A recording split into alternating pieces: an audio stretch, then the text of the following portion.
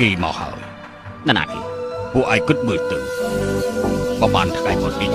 មេតបខ្លាំងសុនលីបានចេញមកអស់ហើយតែនៅសំមនុស្សម្នាក់មិនទាន់មកតើគឺជានរណាគឺកូនអ៊ីសូមគោរពលោកអបរាជលោកមេតបសុខសប្បាយទេខ្ញុំសុខសប្បាយទេលោកអបរាជខ្ញុំទទួលបញ្ជាពីទីប្រឹក្សានៅទីនេះដើម្បីរងចាំលោកបើខ្ញុំទៅតើលោកគិតយ៉ាងម៉េចលីបៃនឹងខំវិញ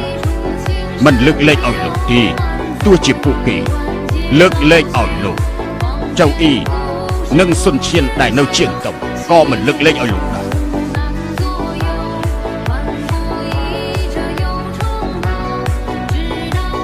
លោកកុំគិតច្រើនទៅចុះខ្ញុំមិនអាចទៅទេដាច់និយាយទៅបាទ